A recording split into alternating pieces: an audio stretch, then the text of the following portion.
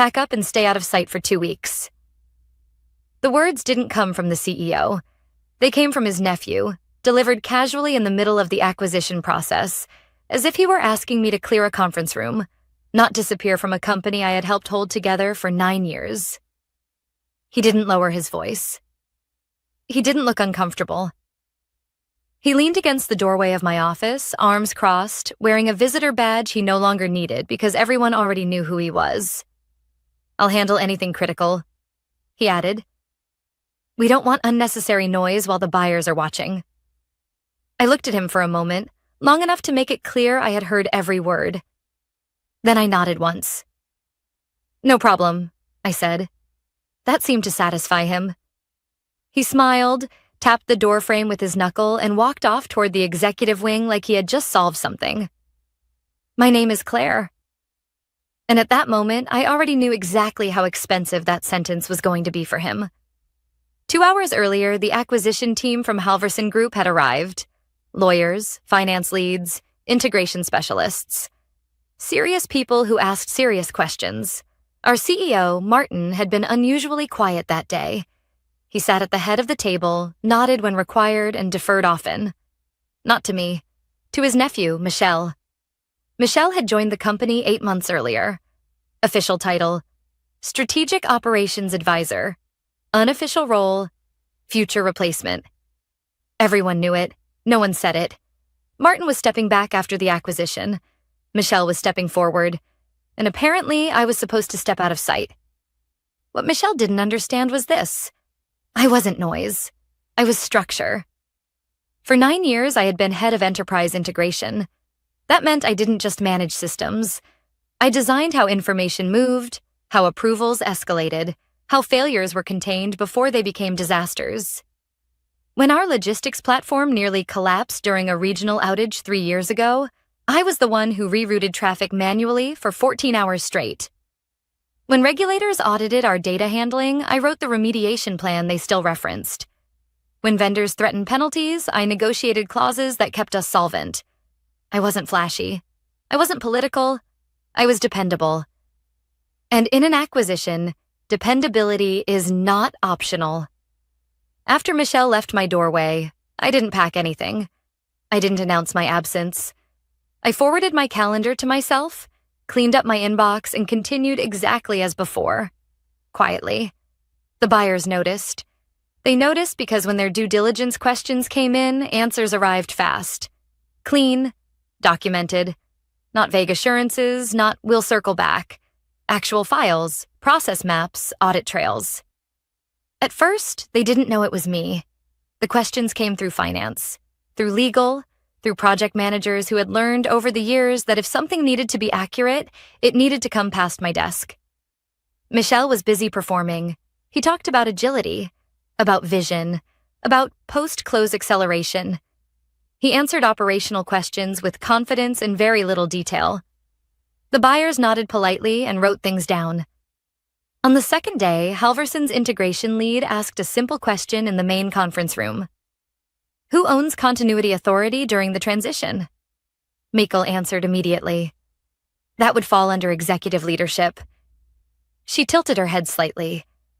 Documented where? Michel smiled. It's standard. I didn't say anything. I didn't look up. I just noted the timestamp. By the end of that day, an email landed in my inbox directly. Not through Michel, not through Martin. Claire, it read, could you clarify how operational overrides are handled during leadership transitions? We'd like to ensure no gaps post-close. No urgency, no flattery, just a precise question. I replied with one attachment and 2 sentences explaining what it was. 10 minutes later, another message arrived. Thank you. Very helpful. The next morning, Michel announced I would be off rotation for the remainder of the diligence phase. He framed it as efficiency, as protection. Claire's earned a breather, he said, smiling at the room. We don't need everyone in every meeting. No one challenged him. That wasn't surprising. Michel had the last name, and soon the title. What he didn't have was visibility into how the acquisition was actually unfolding. Because while I wasn't in the meetings, my work was. Every risk memo referenced processes I had designed. Every operational dependency traced back to decisions I had documented years earlier. And when inconsistencies appeared between Michelle's answers and the actual system behavior, the buyers didn't argue. They asked questions. Quiet ones. To me. On the fourth day, Halverson's CEO arrived in person. Older. Observant. He spoke less than Michelle and listened more. He shook my hand briefly when introduced, his grip firm, his eyes steady. "Claire," he said. "I've seen your name a lot this week." I smiled politely. "I tend to stay behind the scenes." "That's usually where the real work is," he replied. Later that afternoon, Michelle cornered me near the break room. "Just so we're clear," he said, lowering his voice. "I don't need you jumping in unless I ask. This is sensitive." I nodded. "Of course." He walked away, satisfied. The final diligence meeting was scheduled for the following Monday. Senior leadership only. Buyers, lawyers, executives. I wasn't on the invite. I still attended. Not because I forced my way in. Not because I demanded a seat. Because 15 minutes before the meeting started, Halverson's CEO stopped me in the hallway. "Claire," he said, "do you have a card?" I reached into my jacket and handed it to him. Simple, clean. My name. My role. One additional line most people never noticed. He glanced at it once. Then he looked up at me. Then he walked into the conference room, took his seat, and placed my card on the table in front of him. When Michelle noticed it, he frowned. "What's that?" he asked, chuckling lightly. The buyer's CEO picked up the card again, read it more carefully this time, then looked straight at Michelle. And suddenly he burst out laughing. The laughter didn't fill the room. It didn't need to. It was short, surprised, and entirely uncontrolled. The kind that escapes before etiquette can catch it. Mikkel's smile froze halfway. "I'm not sure what's funny," he said, still trying to sound relaxed. Halverson's CEO wiped the corner of his eye, composed himself, and placed my card flat on the table, aligning it carefully with the edge. "I apologize," he said calmly. "That wasn't directed at you. It was the timing." Michelle glanced around the room, looking for backup. Martin avoided eye contact. Legal shuffled papers. Someone cleared their throat. "What timing?" Michelle pressed. Instead of answering, the buyer's CEO turned to me. "Claire, would you mind taking a seat?" Every chair at the table was already occupied. One of Halverson's directors stood immediately and pulled his chair back. "Please." I sat. Michelle's jaw tightened. The meeting resumed, but the temperature had changed. The easy assumptions Michelle had walked in with, authority by proximity, control by title, were no longer holding. Questions started coming slower, more precise. "Let's revisit continuity authority," Halverson's CEO said, fingers steepled. "We've reviewed the operational framework you submitted." He nodded toward me. Michelle jumped in. "As I mentioned earlier, that's handled at the executive level." "Yes," the CEO replied evenly, "but not in practice." He slid a document across the table. "This is your internal escalation matrix. Last updated 18 months ago. Claire authored it." Michelle blinked. "That's outdated." "It was referenced in your most recent compliance audit," the CEO said. 6 weeks ago." Silence. "Our concern," he continued, "is that during transition, authority must be explicit, especially where risk is concentrated." He turned another page. "According to this, operational overrides during acquisition default to a designated continuity lead." Michelle leaned forward. "Which would be—" "Claire," the CEO finished. Michelle laughed, sharp and defensive. "That can't be right. Claire reports into operations. She's not executive." I didn't react. I didn't need to. Halverson's general counsel spoke for the first time. "Titles are irrelevant in this context. Authority is contractual." Martin shifted uncomfortably. I don't recall agreeing to that. The lawyer met his eyes. You did. Page 12, paragraph C. She slid the agreement toward him. Martin read. Slowly, Michelle's confidence faltered. So you're saying she outranks me? No, the CEO replied. I'm saying she controls continuity, which means any structural changes, staffing decisions, or system modifications during transition require her approval. Michelle turned to me, incredulous. You didn't tell me this. I met his gaze. You didn't ask. That landed harder than I expected. Michelle flushed. This is absurd. She's been sidelined for weeks. Yes, the CEO said, which is why this is concerning. He leaned back. When someone who holds this much institutional knowledge is removed from visibility during diligence, it raises flags. Michelle straightened. I was reducing noise. The CEO smiled faintly. You were creating blind spots. No one spoke. The meeting continued, but Michelle was no longer leading it. Questions bypassed him. When operational scenarios were discussed, eyes turned to me. When timelines were debated, I was asked whether they were feasible. I answered plainly. No commentary, no emotion. By the end, the conclusion was unavoidable. We'll need to pause any leadership-driven changes until continuity oversight is clarified, the CEO said, effective immediately. Michelle stood abruptly. You can't just freeze progress. We can, the CEO replied, and we are. The meeting adjourned without ceremony. No one lingered. In the hallway, Michelle caught up to me. You blindsided me. I stopped walking. You told me to stay out of sight. That didn't mean... It meant exactly that, I said. You wanted the room without the infrastructure. He scoffed. You went behind my back. I responded to direct questions, I said. That's not betrayal. That's competence. He stared at me for a long moment. You think this makes you powerful? No, I replied.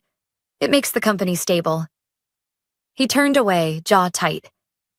By the next morning, the shift was visible.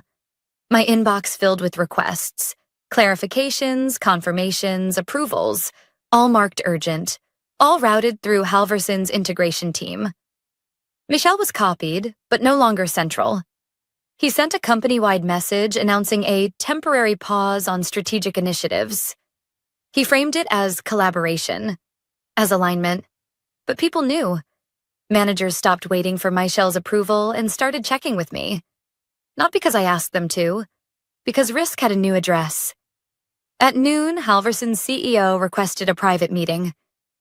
You handled that well, he said once the door closed. I handled my role, I replied. He nodded. That line on your card, he added. Most people don't include it. It's usually ignored, I said. Not by us. He folded his hands. We're going to formalize continuity authority before close, for the sake of clarity. I understood what that meant. Michelle would too. Soon.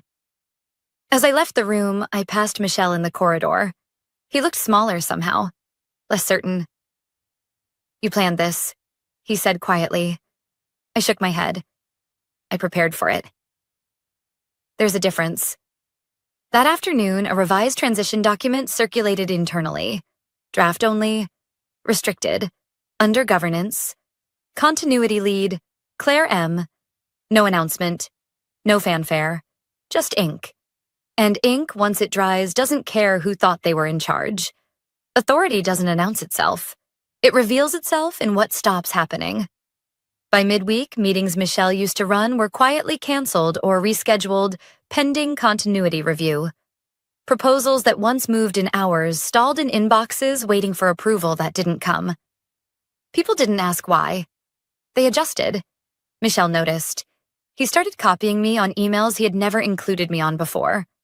Short messages, clipped tone. FYI. Looping you in. For awareness.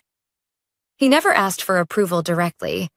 That would have meant acknowledging it existed. Instead, he tried to move around it. The first attempt came disguised as urgency. Late Tuesday afternoon, procurement flagged an issue. One of our largest regional carriers had suspended service over a payment dispute.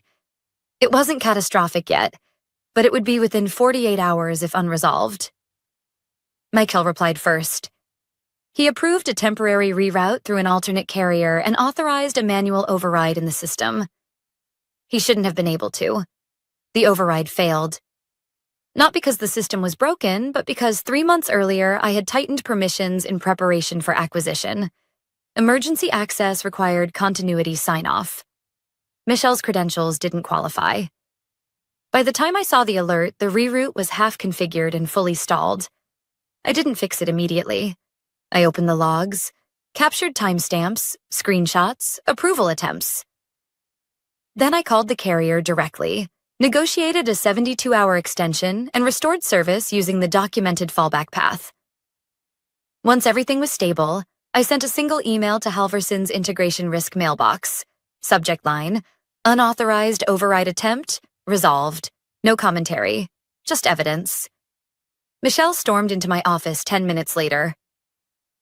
"You undermined me," he said, not bothering to close the door. "I prevented an outage," I replied. "You could have just approved it." "You didn't ask." His jaw tightened. "You're enjoying this." I looked at him. "I'm working." He laughed, short and humorless. "You think they'll keep you once this is done?" I didn't answer. Threats only work when they're credible. The next day, Michel tried a different angle. He scheduled a leadership sync for Thursday morning. Executive only. I wasn't invited. Again. What he didn't realize was that Halverson's integration lead had already placed a hold on all leadership changes until continuity authority was finalized. The meeting violated that condition. 10 minutes after it ended, my phone rang. "Claire," she said, skipping pleasantries. "Were you aware of a proposed restructuring discussed this morning?" "No," I said, "and it wouldn't be valid without review." There was a pause, papers shifting. "Can you send us the documentation supporting that?" "I already have," I replied. "Check yesterday's folder." By lunch, Halverson froze all internal restructuring communications. Michelle sent another company-wide note blaming process overlap and temporary governance friction. People stopped reading his emails closely after that. What finally exposed the gap wasn't ego. It was habit. Michelle was used to moving fast, to making decisions and having them stick. He kept trying to operate that way even when the structure had changed. On Friday, he approved a staffing reduction in one of our fulfillment hubs. Small on paper. 3 supervisors reassigned. No formal layoffs, just optimization. That hub handled regulated shipments. Reassigning supervisory authority there required regulatory notification, which he didn't file. I found out when compliance forwarded me a draft inquiry from the oversight agency asking why reporting signatures no longer matched. I didn't forward it to Michelle. I scheduled a call with Halverson's legal counsel instead. They were quiet when I walked them through the sequence. Very quiet. "This is exactly the risk we flagged," one of them said finally. "I know," I replied. "That's why I'm escalating." They asked if the change could be reversed. "It already has been," I said. "Effective immediately." By the end of the day, Halverson issued a formal directive. Any staffing, system, or vendor changes required continuity approval. Non-compliance would be treated as breach of transition protocol. Michelle received the same notice as everyone else. He didn't come to the office the following Monday. When he did return, something had shifted.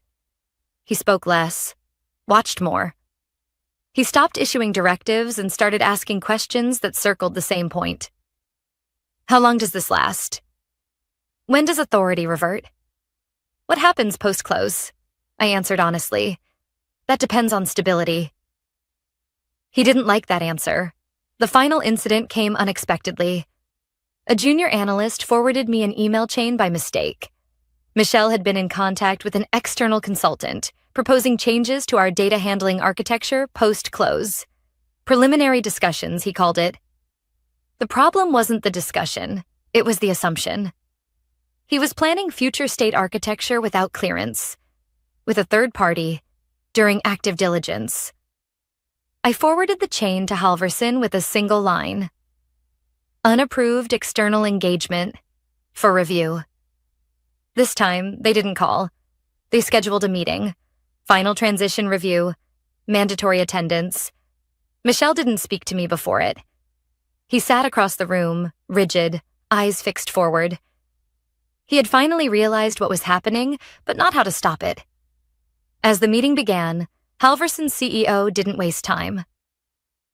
We need to address governance failures, he said, specifically repeated attempts to bypass continuity authority. Michel opened his mouth. The CEO raised a hand. This isn't a debate. He turned to me. Claire, do you confirm these actions occurred without approval? Yes, I said. And that corrective action has been taken each time. Documented? Yes. The room went still. Michel looked around, searching for support. Martin stared at the table.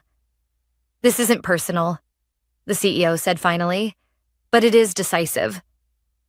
I knew then what was coming. Not because I wanted it, because the system demanded it, and systems, when ignored long enough, don't warn you again. The meeting didn't end with raised voices. That was the part Michel hadn't prepared for. Halverson's CEO closed his folder, looked around the table once, and said, We'll need a short recess. Not to gather thoughts, to formalize decisions. Michel stood halfway out of his chair. You can't make personnel decisions without... This isn't personnel. The CEO interrupted calmly. This is risk containment. Legal followed him out. So did the integration lead. The door closed behind them with a soft click that somehow sounded final. No one spoke. Martin rubbed his forehead. He looked older than he had a week ago. Tired in a way that comes from realizing you handed something important to the wrong person and waited too long to fix it. Michel sat back down slowly. His confidence hadn't vanished yet, but it was cracked. He leaned toward me. You've made your point, he said quietly. You can stop now. I met his eyes. This isn't something I turn on or off. He scoffed. You think they'll sideline me? I'm family. I didn't respond. Assumptions like that don't need arguments. They collapse on their own. When the door reopened, the room felt smaller. Halverson's CEO took a seat and folded his hands. We've reviewed the pattern, he said. Repeated governance breaches during a regulated transition. That's not a learning curve. That's a liability. Michel straightened. I was acting in the company's best interest. So was Claire, the CEO replied. The difference is her actions reduced risk. Yours increased it. Martin opened his mouth, then closed it. For the remainder of the transition, the CEO continued, operational authority will be consolidated under continuity leadership, effective immediately. Michel frowned. That's already the case. Yes, the CEO said. This goes further. He slid a single-page document across the table toward Michel. Your role is being modified. Michel picked it up. His eyes moved quickly, then slowed. What is this? He asked. A reassignment, the CEO said. Facilities operations, Midwest region. Reporting to regional leadership. No direct involvement in corporate systems, staffing, or vendors. Michel laughed, breathless. You're demoting me. We're repositioning you, the CEO replied. Same compensation, narrower scope, lower risk. You can't do this without my uncle's approval. Martin didn't look up. You have it. That was the moment Michel finally understood he was alone. He looked at me, not angry. Something closer to betrayed disbelief. You wanted this. I shook my head. I wanted stability. He stood abruptly. This is a mistake. No, the CEO said. It's a correction. The meeting ended there. No debate, no appeal process. Michelle walked out without another word. The building felt different after that. Quieter. Not tense. Settled. Like a machine that had stopped rattling. By the next morning, the changes were visible. Michelle's access to shared systems was reduced. Approvals rerouted automatically. His calendar emptied. Mine didn't. Requests came in steadily. Not dramatic, just necessary. Vendors needing confirmation. Compliance needing signatures. Teams asking what could move forward and what couldn't. I answered all of it. At noon, Martin asked to speak with me privately. I should have stepped in earlier, he said once the door closed. I thought blood would buy loyalty. It usually buys confidence, I replied. Not competence. He nodded. They'll finalize governance tomorrow. Are you ready for that? I've been ready for years. That afternoon, Michelle sent me a message. We need to talk. I didn't respond. Not out of spite. Out of clarity. There was nothing left to explain. The real work began then. I reinstated the controls Michelle had overridden, reversed the staffing changes at the regulated hub, and personally called the supervisors involved. No speeches. Just clarity and apology where it was owed. I coordinated with Halverson's team to document every restored process. Clean handoffs, verified logs, no gaps. By Thursday, the transition timeline stabilized. Risks downgraded. Legal stopped flagging new issues. Halverson's integration lead called late afternoon. This is what we hoped would happen, she said. We just didn't expect it to be this clean. It's only clean because it's boring, I replied. She laughed. That's exactly right. Friday morning, Michel cleared out his office. He avoided the executive wing, took the side elevator. I saw him once in the hallway, carrying a box with no logo, no personal flair. He stopped when he saw me. I didn't think it would end like this, he said quietly. Most people don't, I replied. He hesitated. Was there a point where I could have stopped it? Yes, I said. Several. He nodded, absorbing that. You never warned me. I did, I said. You called it resistance. That stung. I could tell. He left without another word. That afternoon, Halverson circulated the finalized governance structure. No names highlighted, no announcement, just authority mapped clearly, correctly. Under continuity leadership, Claire M. I didn't celebrate. I reviewed the document, signed where required, and forwarded it to the teams who needed to see it. Because revenge wasn't the point. Correction was, and the system had finally aligned itself with reality. There was just one chapter left to close. The acquisition closed without ceremony. No champagne, no speeches, just signatures, timestamps, and a quiet confirmation email sent at 6:42 a.m. on a Tuesday. By the time most employees logged in, the deal was done. That was intentional. When transitions go well, they don't feel like events. They feel like continuity. My role became permanent the same way, without announcement. Halverson issued a revised org structure, effective immediately. Authority lines clarified. Escalation paths locked. My title didn't change. My scope did. And for the first time since Michael told me to disappear, the company moved without friction. The first week post-close was operational, not political. Vendors were re-engaged. Payment terms restored. Compliance reports validated cleanly. The oversight agency closed its inquiry without follow-up. One email, one sentence. No further action required. That was the metric that mattered. Teams adjusted quickly. Not because they were told to, but because uncertainty had been removed. Decisions had owners again.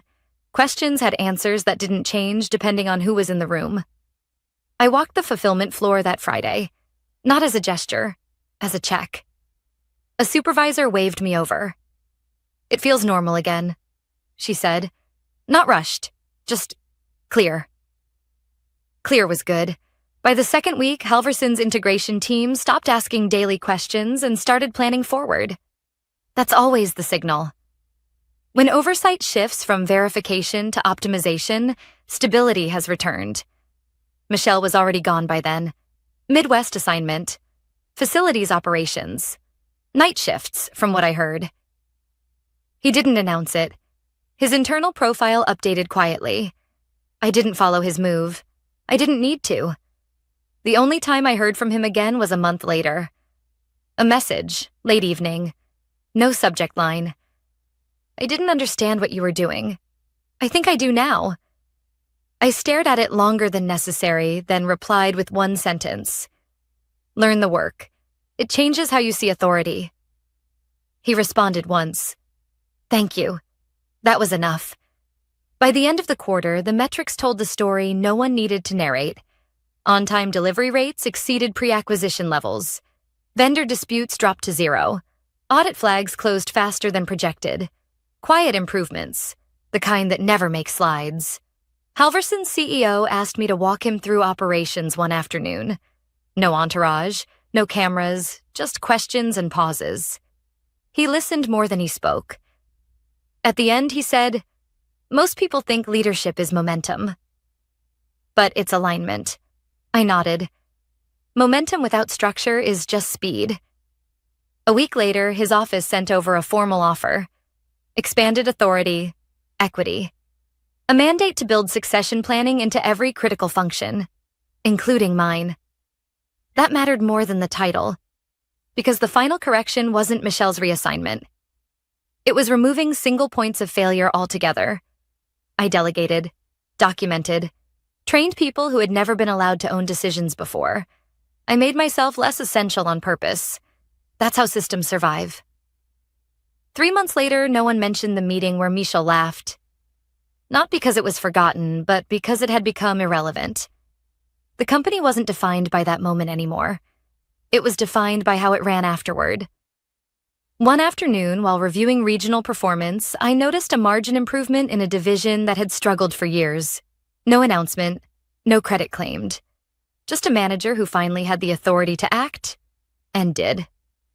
That's when I knew the chapter was closed. Not because I had won something, but because the machine no longer depended on me to stay upright. People sometimes ask how it felt to watch Michelle's trajectory collapse in real time. It didn't feel like revenge. It felt like gravity. You ignore structure long enough, and it corrects you. Not loudly, not personally, just thoroughly. I didn't raise my voice. I didn't threaten. I didn't argue. I read the system. I respected it. And when the moment came, I let it speak. The business card is still in my jacket pocket. The same one Michelle laughed at. Not as a trophy, as a reminder. Authority borrowed from proximity evaporates the moment conditions change. Authority earned through work remains, even when no one is watching. That's what stayed. And that's what kept the lights on when the noise finally faded.